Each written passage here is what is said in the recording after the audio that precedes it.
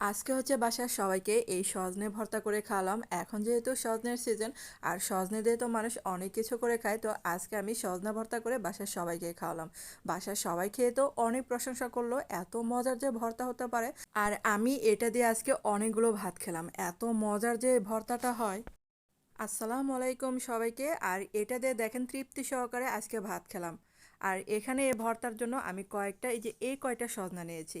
এই সজনা দিয়ে আমরা 3 থেকে 4 জনের মতো ভাত খেতে পেরেছি। আর এই যে দেখেন, আপনারা চাইলে কিন্তু মানে কম বেশি করে নিতে পারেন। আর এই সজনাগুলো আমি খোসা সহই কেটে নিয়েছি। তারপর হচ্ছে পানি দিয়ে এগুলাকে সিদ্ধ করে নেব।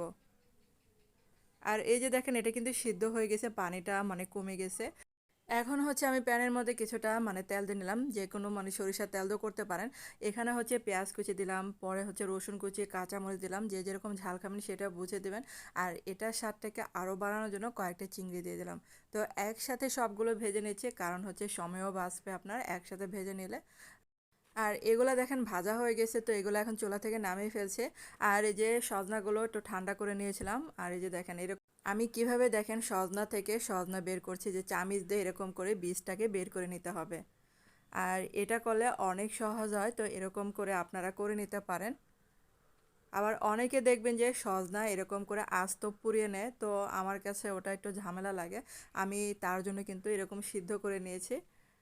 আর খোসা সহ নিলে দেখেন সহজে কিন্তু এই বিচিগুলো বের করা যায়। তো এগুলা হয়েছিল। আর এখন একটা বাটনার মধ্যে সবগুলো উপকরণ নিলাম।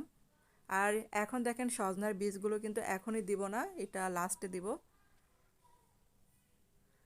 আর এই যে লবণ দিয়ে তারপর হচ্ছে ভালো করে ম্যাশ করে নিচ্ছি। আপনারা বাটনা যদি না থাকে তাহলে শিলপাটা করে নিতে পারেন, বা হাত দিয়েও কিন্তু এটা করা যাবে ভর্তাটা।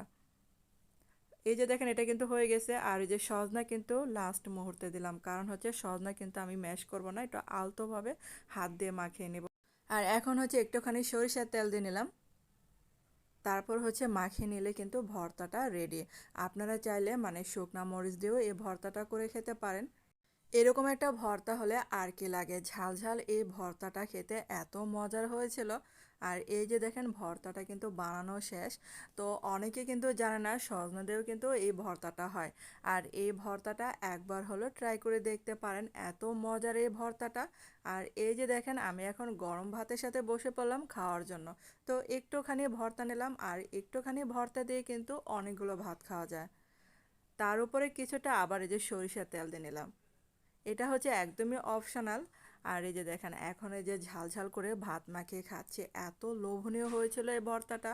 আর আপনারা যদি এটা না বানিয়ে খান তাহলে বিশ্বাসই করতে পারবেন না। দেখেন আমি সম্পূর্ণ ভাত খেয়ে ফিনিশ করলাম, তো আপনারা কিন্তু অবশ্যই ট্রাই করবেন। আর যদি আমার ভিডিও আপনাদের কাছে ভালো লেগে থাকে তাহলে কিন্তু চ্যানেলটাকে সাবস্ক্রাইব করতে ভুলবেন না।